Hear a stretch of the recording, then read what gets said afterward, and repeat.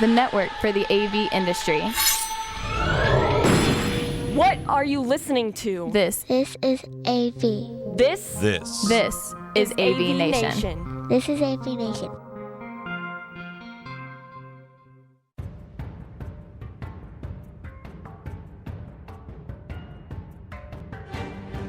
AVNation is brought to you by Sennheiser.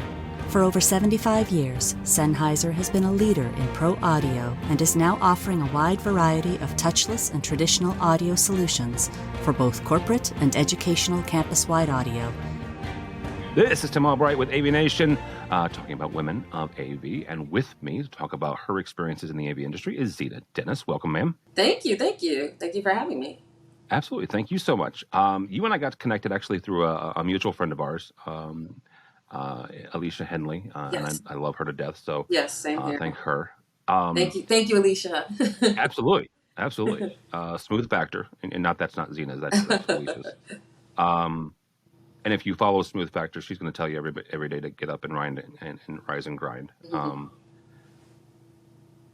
One thing that we ask here, and we kind of start very simply, and it's a common question in the industry, right? If you're at a trade show or you see someone else out in the industry and you're hanging out, common question is how did you get involved, right? Right. Mm-hmm. And a lot of times that will be, I fell into it, right? I'm a roadie, I'm whatever, I'm a somewhat successful musician or a failed musician, however you want to take that. So Zena, we'll start off the same with you. How did you get involved in the AV industry? Yeah. So for me, it was through my father. Okay.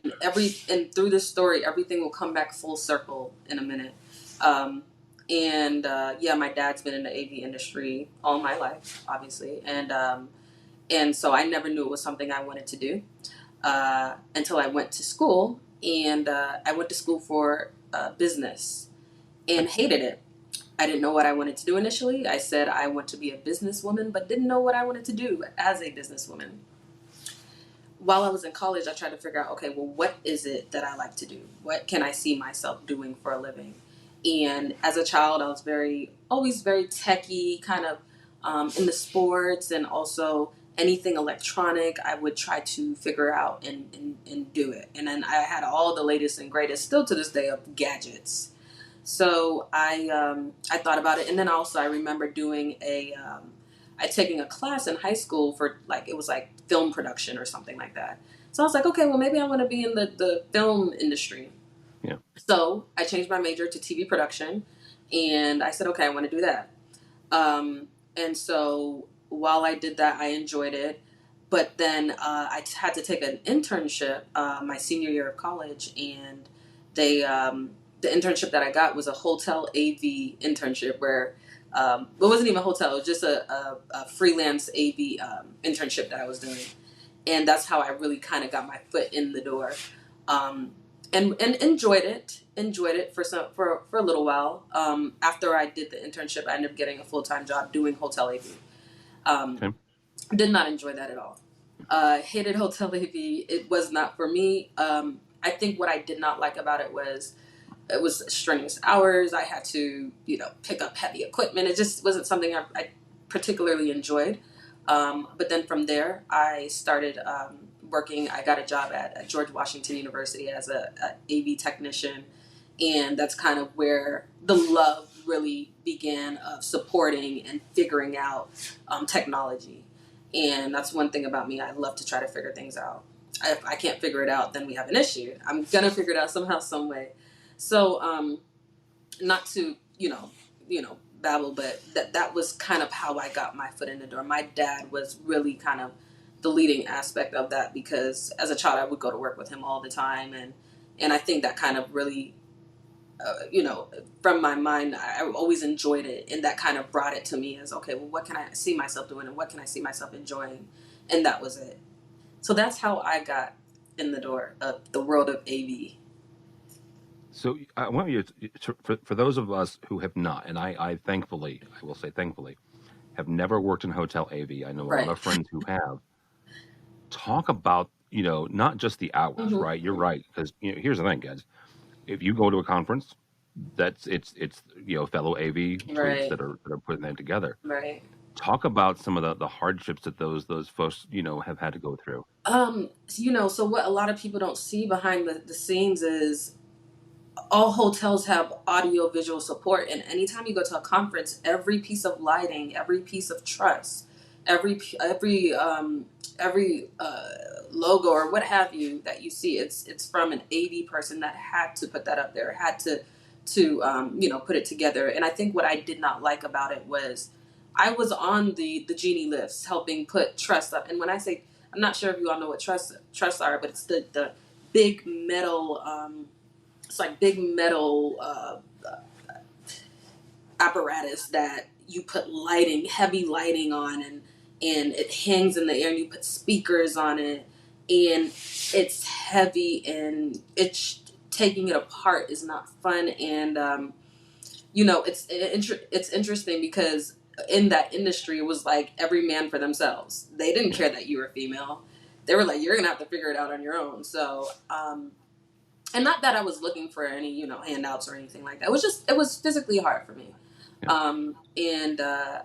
I realized that was not the route for me, ultimately. When you're walking through this, and you obviously end up, in systems integration and the integration side of AV, talk about some of the other kind of hurdles, not just the physical ones, but other ones as well. Some of the hurdles that you've had to overcome over the course of your career. So obviously being a female in this industry is taxing. I think that you get tried a lot. Just in the sense of, okay, well, one, you don't see a lot of females in this industry. So automatically it's like, do you know your stuff? And it's almost an egotistical battle that you have to go through with other people, specifically male counterparts, to try to prove yourself, which you shouldn't have to. And so that's one of the things that I've definitely would say I've struggled with. I wouldn't even say I struggled with, but it was apparent in the industry. It was something that I noticed, and it was something that I tried to definitely be, not that I tried to be aware of, but I had to make it aware of my setting in the profession, in my professional setting, shall I say. So it's about, okay, well, do you know that, obviously in AV, you have to keep up with the times, the technology. And being that I was someone that supported it once upon a time, it was very important that I, knew what I was talking about in a room full of folks who know what they're talking about. Yeah. So I think that was probably one of the things that I definitely battle with. I mean, like I mentioned, technology has always been something that I've enjoyed, and it was something that came easy to me. So I never really particularly had any issues when it came to learning different technologies. Or even if I did, it was something that I was determined to try to learn. When you look at some of those situations where you had to overcome some of those things, how did you? Right? Is it your knowledge? Right? Is it kind of proving yourself, or is it something else internal in you that you were able to overcome some of those things? I think the drive was proving myself, and not to them, but to myself, and it was so satisfying. So being able to, like I said, for instance, I was a regional manager, audiovisual regional manager for years. And, I had to present different quarterly meetings to our clients on exactly where we're at. And I mean, this is room full of men, and I've been in many rooms where I was the only female. And it's so satisfying being able to successfully accomplish your job in a positive manner, knowing that you're the only one of your kind doing that in that moment. And again, like I said, I think it was a self-satisfaction for me. It wasn't about me proving it to anyone else but myself. But in hindsight, I did have to prove it to others as well. Because if I didn't, I wouldn't be where I was at that moment. It's like you're always having to make sure that you're in some ways proving yourself to others to kind of say, okay, well, I am where I should be. I've gotten where I am because of what I know. And having people be able to see that. Unfortunately, that was the case, but I kind of, deflected it to where it was a self improvement for myself, or it was me proving it to myself instead of to others, shall I say. So yeah. I want to hit on something that you said there, and that is being the only one of your kind in a room. Mm-hmm.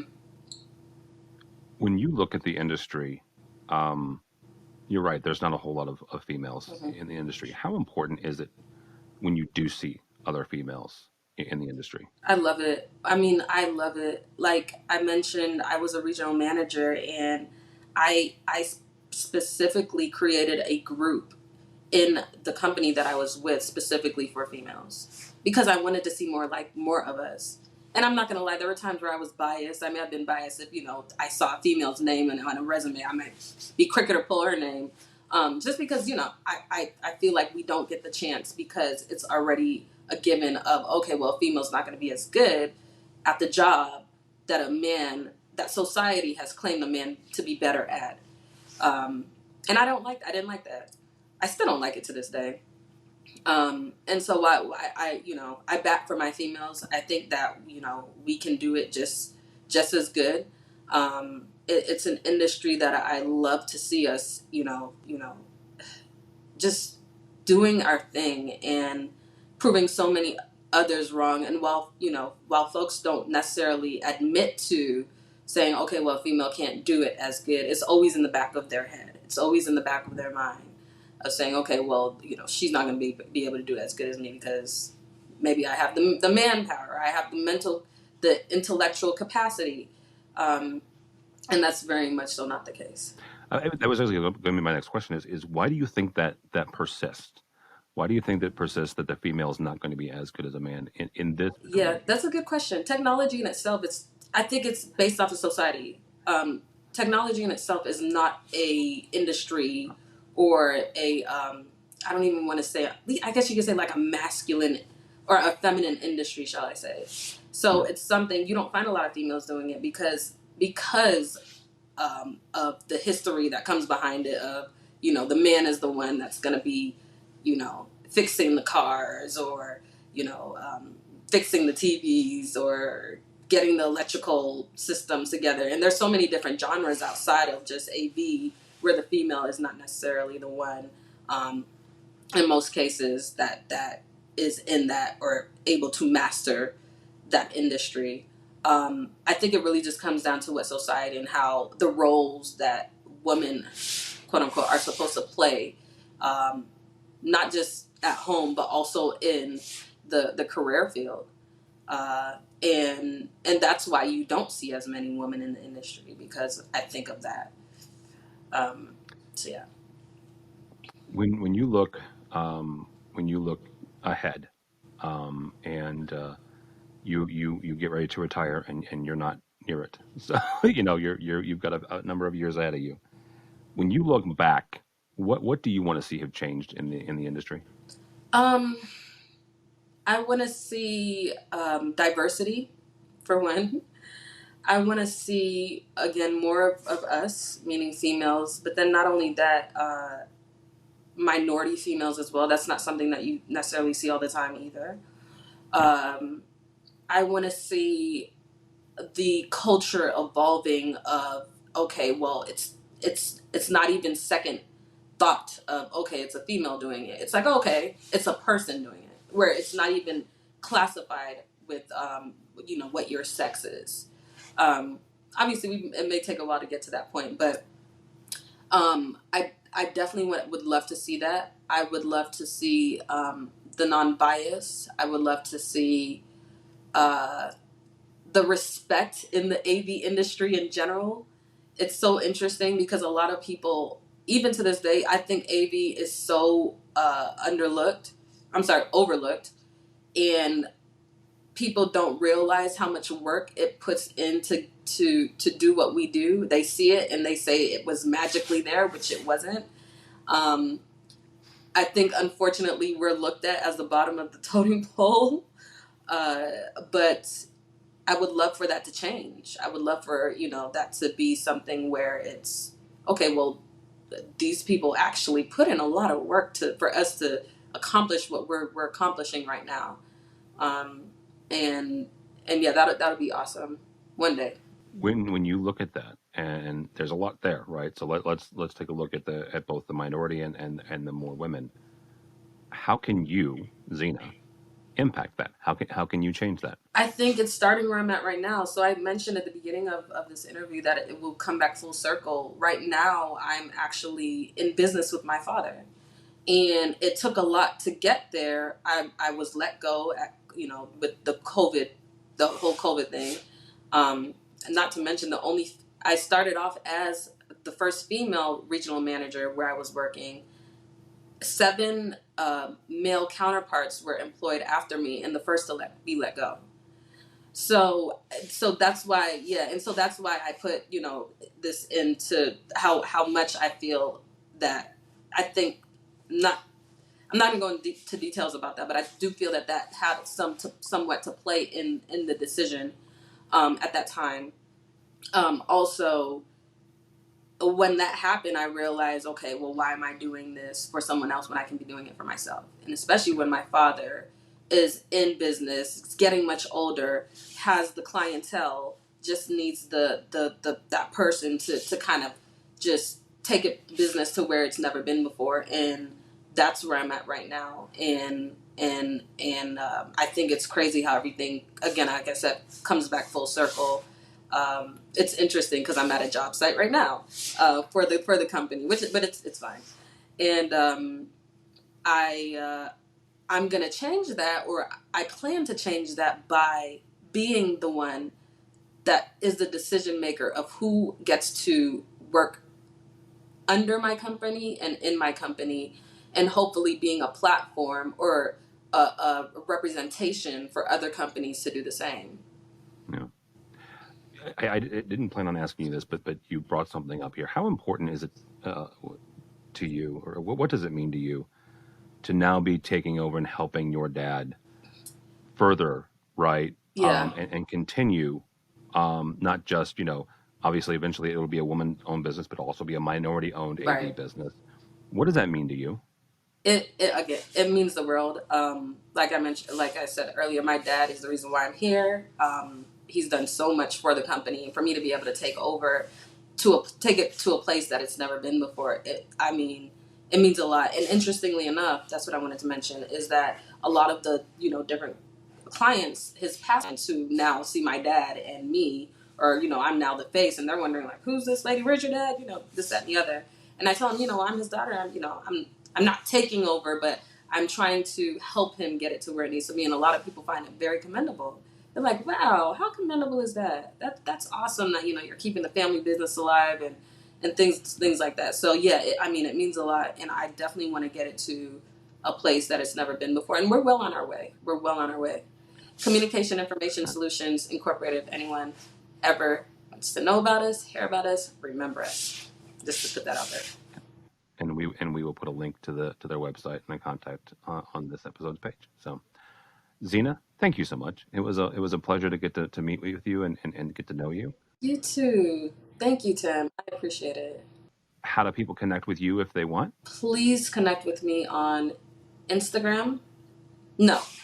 Yeah, you can connect with me on Instagram. We do have a Instagram page, but specifically with me would be phasmallc.co.